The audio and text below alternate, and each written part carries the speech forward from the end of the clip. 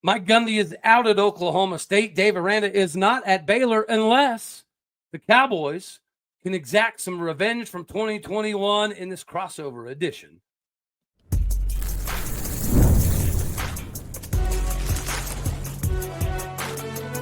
You are Locked On College Crossover, part of the Locked On Podcast Network. Your team every day. Ladies and gentlemen, welcome into this crossover edition of the podcasting area that we like to get into. I appreciate all of you coming into this.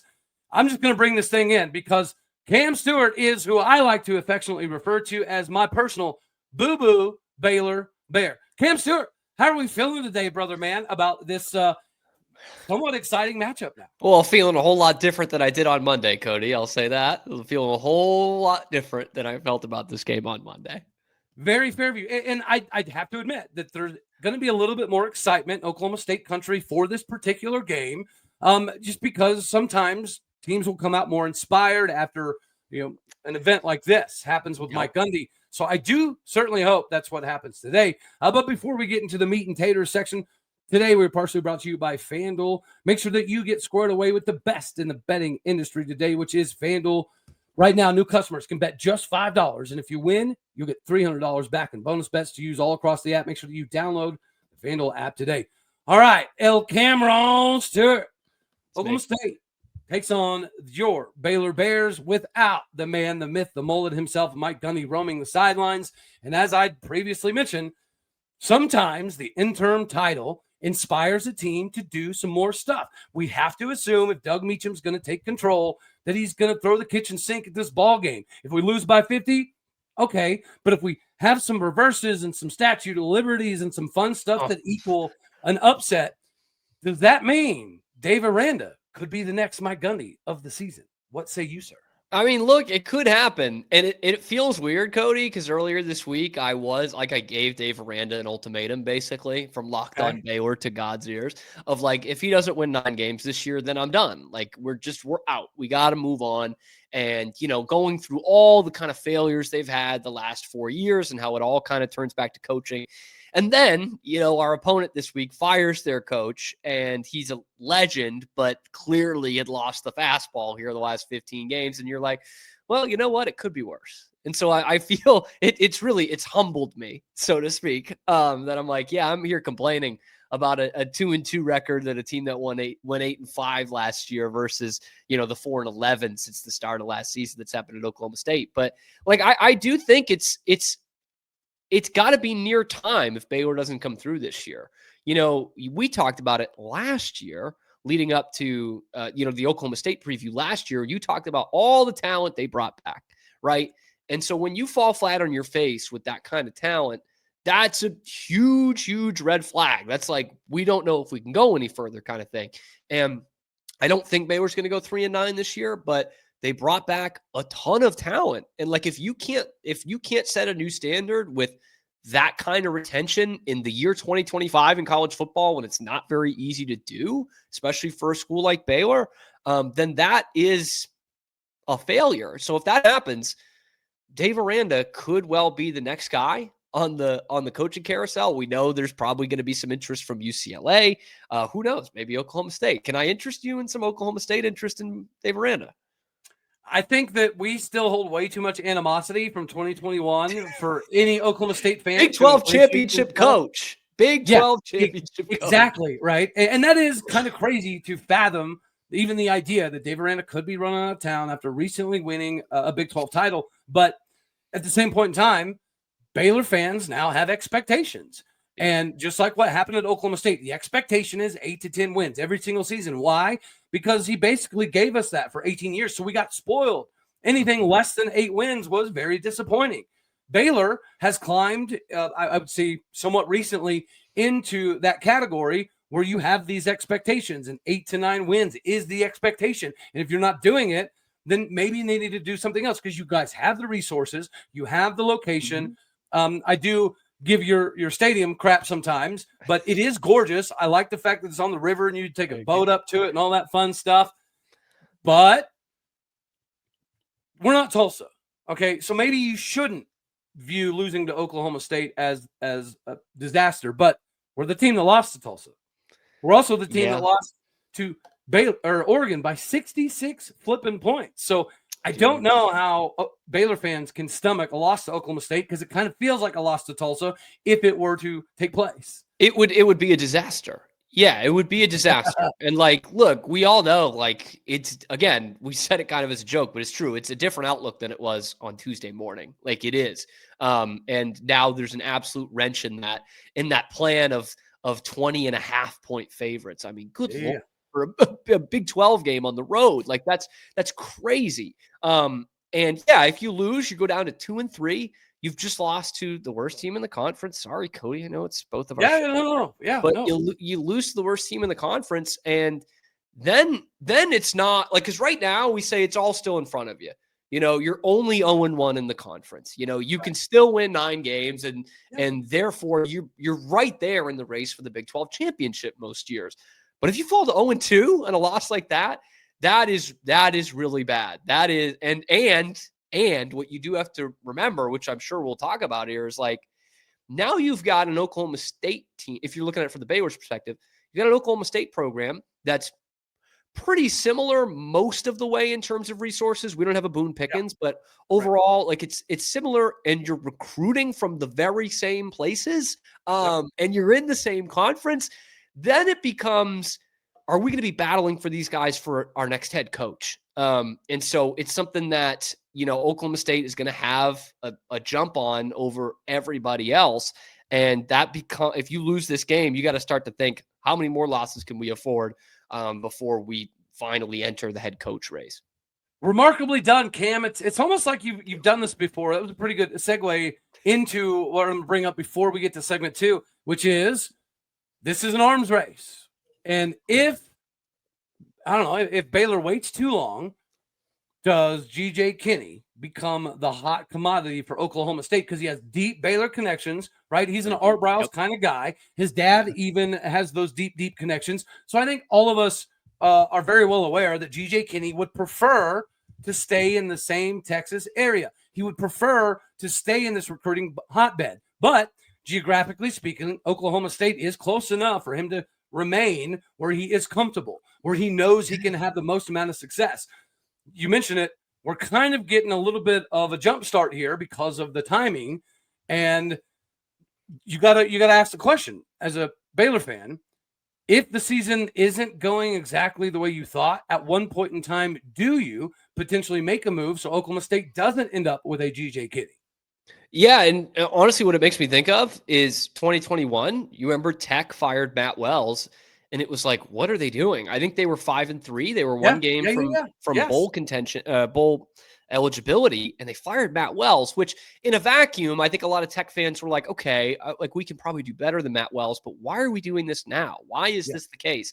Yeah. And they went out and got Joey McGuire, who not a lot of people knew at the time. Certainly we at Baylor did. And they were really kind of preparing for what was coming next in college football. And that was NIL and transfer portal and shaking babies and kissing hands or something like that. And they knew Joey McGuire could be that. Like, they knew that, and that Matt Wells was not going to be that, maybe more importantly.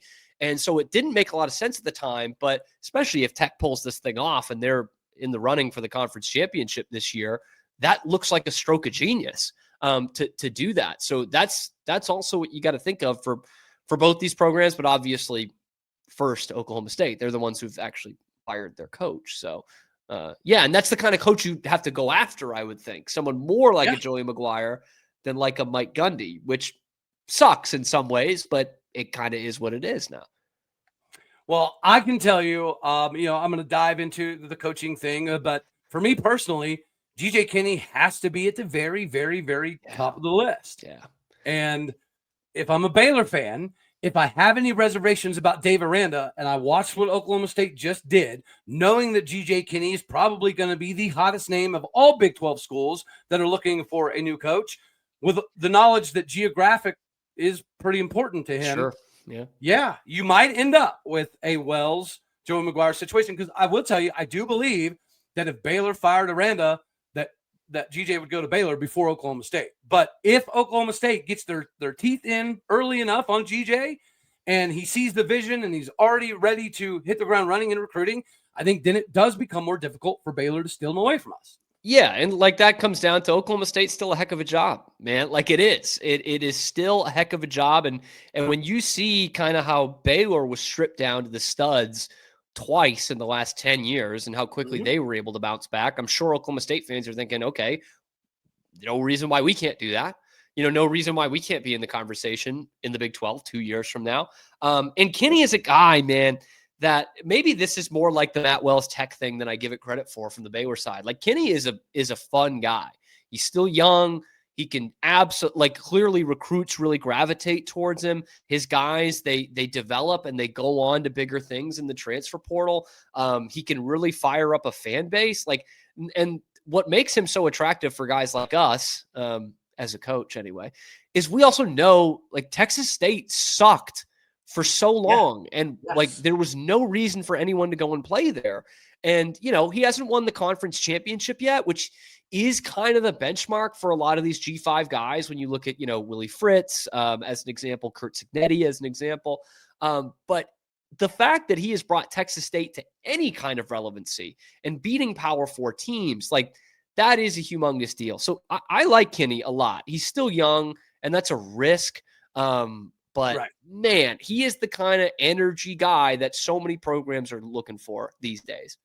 Well, I mean, it's not a secret that Mike Gundy did not like doing the shaking babies and kissing hands, as you previously referenced. Might have wanted to shake some donors' babies. Shouldn't go down that route. Shouldn't go down. So, I mean, that wasn't Gundy's forte. And you mentioned Joey McGuire proved that it's a completely different landscape nowadays. Yeah. You have to be involved with the donors. You have to give the donors at least a little bit of feeling that they are connected to Oklahoma State. They do matter. Their opinion matters. And Mike Gundy was never about that life. He was never going to be that guy, which is why there was even a contentious relationship with him and Boone Pickens. But the guy who gave Mike Gundy the keys to the kingdom to build what has been built, they didn't even always get along, right? So from that lens of viewing things, this is a big move by Oklahoma State. And I think I don't love the timing, but I understand the timing. And I will appreciate the timing more if we announce a GJ Kinne style hire as the season progresses. All right, Cam. So we're going to get to some of the players that we need to pay attention to on both sides of the sidelines as you guys head down to Stillwater, America. But first, we got to yell at some folks about some fun stuff. Yes. Ladies and gentlemen, that is right. You need to make sure that whatever you do in life comes a little bit more smooth, and you can accomplish that with a Mazda where you can move and be moved. Mazda crafts cars for those who do more than just simply move. Mazda delivers confidence with every single ride with more IIHS Top Safety Pick awards than anyone else as of August 2025. You can feel the craftsmanship in every single detail, from the metallic accents to available Napa leather upholstery. You can make everyday drives feel more like an exhilarating experience from the smooth handling and the intuitive controls with all-wheel drive standard in almost every crossover SUV. Like some of our players, we like to sweat the details. Mazda does the same, because when you make every move count, impossible becomes irrelevant. So make sure that you get with Mazda today so you can move and be moved by Mazda. As Lee Corso would say, not so fast, my friends, because the Monarch Money wants to chip in and help you with your finances. Most of us cannot name all of our financial accounts or even what they're worth. Whether it's 401ks, properties, investments, you're not always going to have the full picture unless you have something like Monarch Money. Monarch Money is here to be the all-in-one personal finance tool that brings your entire financial life together in one clean, easy-to-use interface on your laptop or on your phone. Monarch is built for people with busy lives. If you've put off organizing your finances, Monarch is just for you. Monarch does the heavy lifting so you can link all of your accounts in minutes, see clear data visuals, get smart categorization of your spending, and finally feel in control of your money without ever touching a spreadsheet.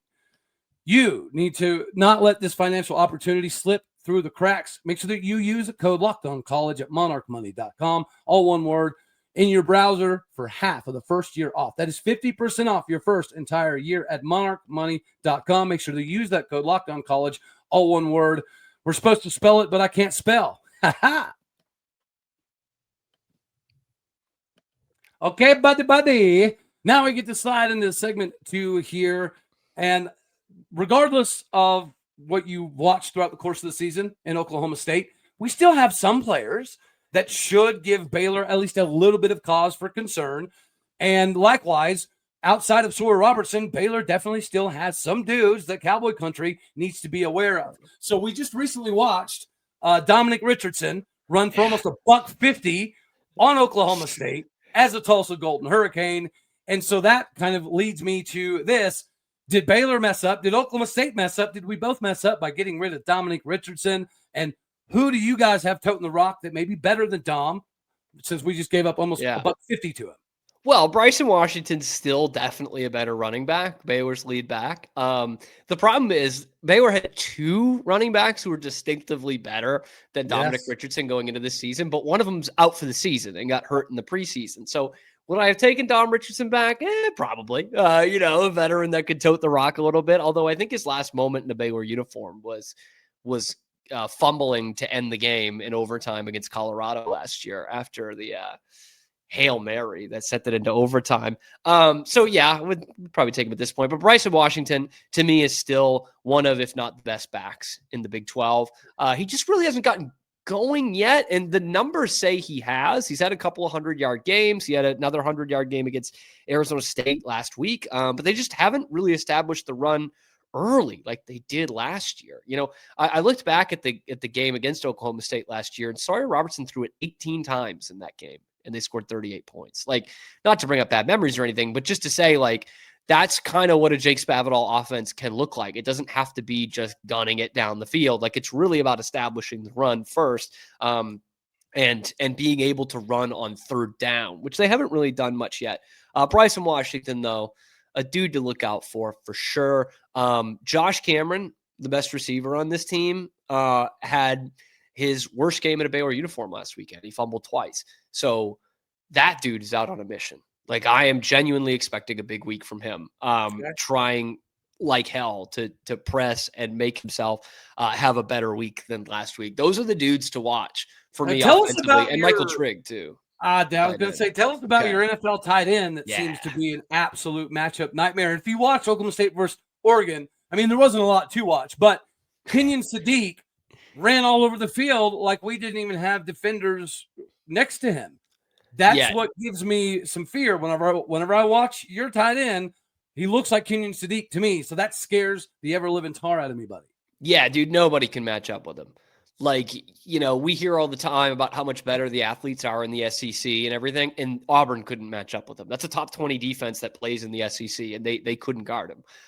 He's 6'4", 6'5", freak of nature, can run like or has ball skills like a receiver, like an outside receiver, I would say. I don't know if he can exactly run like it, but could break tackles, man. Getting better in the blocking game. So, like, that's something he really struggled in last year. Better this year so that he's on the field more. But classic great college tight end in that he can go missing for like 2.5 quarters and then just beat your butt when the game matters the most. That's what he did against Arizona State. Of course, it was a loss, but he ended up scoring the game-tying touchdown. It was this awesome play where he's like wrapped up by 3 guys at the 2-yard line, and all of a sudden you just see him extend the football over the goal line. A beast, man. An absolute beast, for sure. On the Oklahoma State side, though, Cody, I mentioned this on my show, and I want to know what you've been hearing or what the buzz is around this. Mike Gundy fired. It's only been 3 games. These kids can redshirt right now and leave. Now, of course, they can play this weekend as well and then redshirt and leave. Is there like a concern that there's going to be a depleted roster this Saturday? Not this Saturday, but after this Saturday. Yeah. Well, it's just from a timing standpoint, right? It's difficult. The players just got the news yesterday, and there's really only 2 days of physical practice in preparation for the next game. So you really only have 1 day to physically get ready for Baylor. So I don't think a considerable amount is going to change from a player or personnel perspective. But after this game, there is no doubt, buddy. The guys that I've talked to recently in the locker room yesterday was not good. They were not happy. They did not like being blindsided that way. They felt like Oklahoma State could have handled it better. There is a decent number of players that feel like Mike Gundy's been hamstrung this season. right? So much so that Mike Gundy's saying, well, there's players that say if Mike Gundy had it his way, the two would be different. If Mike Gundy had it his way, these guys would be playing instead of these guys. But evidently Mike Gundy did not have it his way. And how does he not have it his way after 21 years? Like, that's got to be a burning question. I would say that there had to be some concessions made in the Board of Regents fiasco that happened over the summer.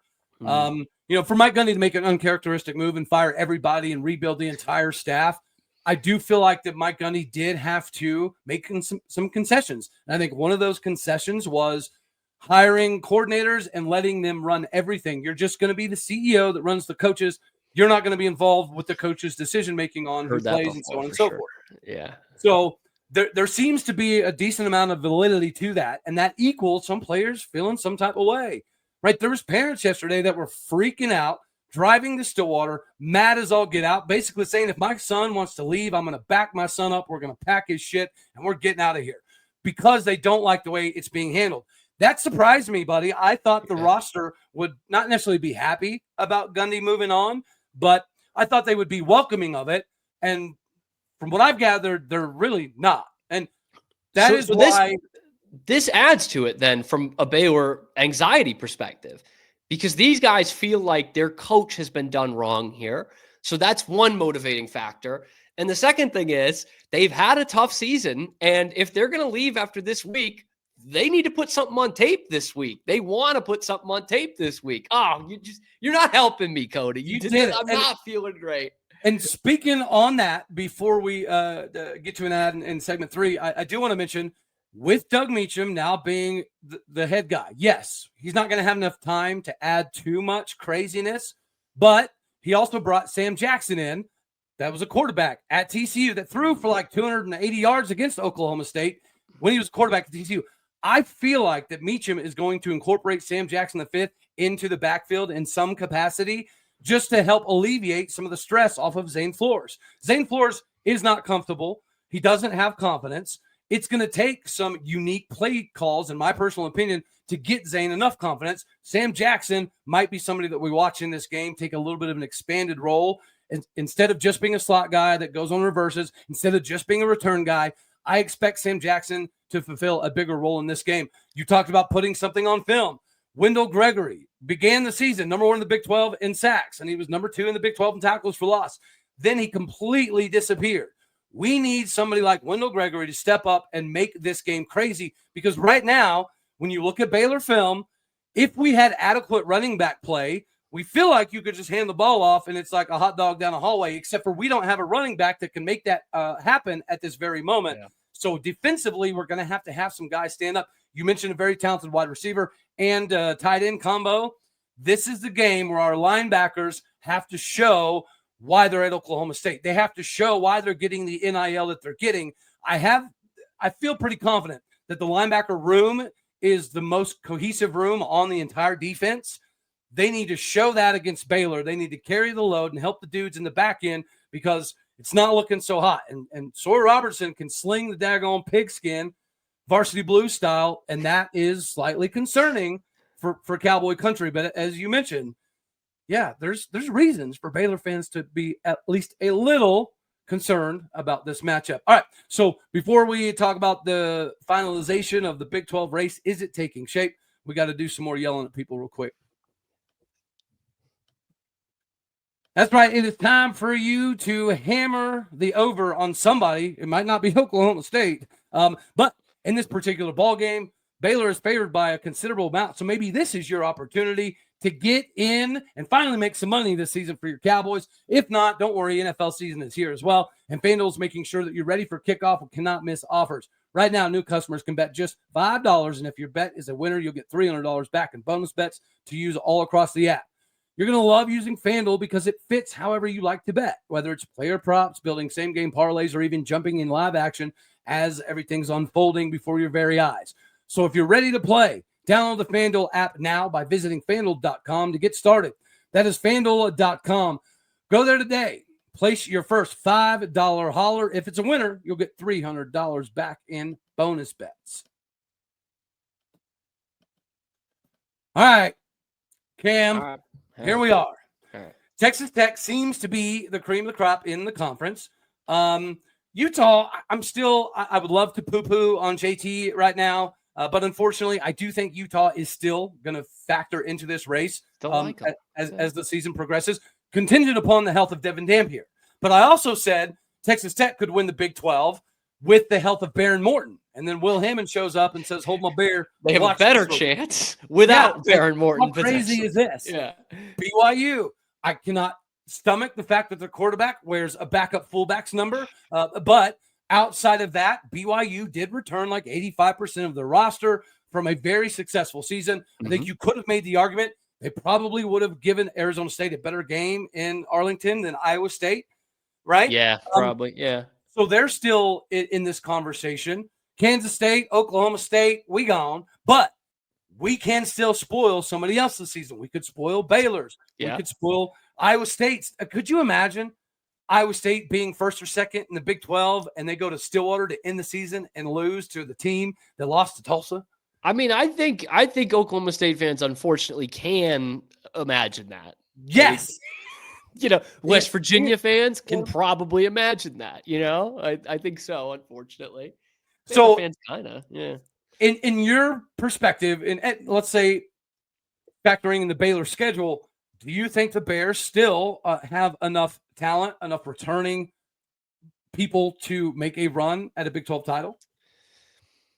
I think they do. I just don't feel as good as I did last week. Like that game against Arizona State to me was such a good measuring stick, right? Two teams that have both lost early, not in the rankings, but both brought a lot back. Both were in the hunt last year. Of course, Arizona State won it. And it was going to be, for me, whoever won that game was going to be in that highest echelon, like that top four probably of real contenders. And what's really frustrating is Baylor should have won the game. I thought Baylor looked the better team for most of the night than Arizona State, but they turned the ball over 3 times and they didn't force any. So you're just not going to win games that way. But here's the thing, is the way the schedule shakes out and what makes this so crucial that they lost is they have a good chance at winning the next 2 games, right? This weekend, and then Kansas State is the next one they've got, and that's at home. Although I keep saying that they lose big games at home. If you had beaten Arizona State, then you're looking at potentially a 5-1 heading into TCU, which absolutely looks like a team that's in that race in the Big 12. So that changes things. But again, if you come in at 4-2 and then beat a ranked TCU team on the road, you're firmly in this thing. You are very, very much in this thing. You don't play Tech this year. You don't play BYU. You don't play Iowa State. Doesn't mean that the schedule is necessarily easy. You've got to go on the road to TCU. You'll host Utah late in the season. You will host Houston in the final game of the regular season. And Houston, not saying they're going to win this thing, but they certainly have dark horse status right now, the way they've played. So I still think they have a chance. It just needs to be. So I'm a really picky eater, Cody, and I always have been. Okay. And when I was a kid and I would just be literally playing with my food, my dad would bang the table, stop farting around and eat your dinner. That's how I feel about Baylor right now. Okay. Stop farting around and show how good you are sometimes, and let's put it together and win some games. So yeah, I think they are. I wouldn't put them in the top 4, maybe even the top 5 right now. Probably not even in the top 5 right now. Well, Cam, my preseason Arlington was Texas Tech versus K-State. Obviously, half of that equation is looking like a nightmare. Has your opinion from your preseason Big 12 title contenders changed throughout the course of this early portion? Yeah, so definitely not having Kansas State in there. You had K-State in there too? I don't know. I probably picked them to officially go to Arlington, but certainly they were in that discussion. I also didn't think Utah was for real. And for me, the jury's still out because, and that's not even, it is their fault. They lost by 24 at home, but they didn't play anybody before that. They beat UCLA, they beat the brakes off them. And then we come to realize that UCLA is horrible. And it's probably the Big Ten team that Oklahoma State should have scheduled. I think that's a good one for the future. UCLA. I think we should all face them. Seriously, they suck. So yeah, that's probably the only big one that's changed. I was cautiously optimistic about Tech. And I still am, but they certainly impressed me on Saturday. It's just, Tech. Like, you got to win 10 games to be there. And Tech doesn't like winning 10 games. Like, they don't like doing it. Oklahoma State likes doing it. Baylor at one point liked doing it. Yeah. Tech does not. So that's probably the I didn't expect Arizona State to lose that early. And I didn't expect Sam Leavitt to look kind of as pedestrian as he has. He's just been okay. You stole the words right out of my mouth, buddy. Like he's been okay. He's been more of a runner because there's no wide receiver help. And I don't know if that's really sustainable for Arizona State to be one of the best two teams in the conference. But certainly they've got a good defense still, even though they're a little banged up. But they just don't have the running game to not be a passing team, Yeah, no, I've been extremely perplexed by Arizona State this season. I thought they were going to look like Tech, and they were going to run through the conference, not easily, but without a ton of obstacles in their way, right? They returned Jordan Tyson. I thought they did pretty good replicating the Cam Scadaboo thing with a couple different running backs, and Sam Leavitt was supposed to be a dark horse Heisman kind of guy, and he's looked above average, right? Hey, he's been fine. Yeah. It's been crazy. Cam, before I let you get on out of here, are we just predispositioned to be a bipolar conference forever? Are we always going to be the conference that number 16, 14, 13 can pop up the next year and be number one? Why is this happening? And do you think that we'll ever get a hold on it and have a flagship, I hate to say it, but an OU of the conference? Or do you think it's always going to be chaos year to year, and that's what makes it fun to watch? I mean, it's been beckoning for an alpha for a couple of seasons now. And every head coaching vacancy in this conference is begging for that. You know what I mean? Like, anytime, Oklahoma State fans are, I'm sure, saying it right now. Baylor fans are thinking it if Dave Aranda goes. Like, we got to get someone in here because we have an opportunity. Like, we have an opportunity to be a top 2 or 3 team in this league year in and year out. But it's not happening. Like, it's just not happening. I think the only one that will feel like they can be that is BYU, weirdly enough, because I think they have such good financial resources and clearly a great investment.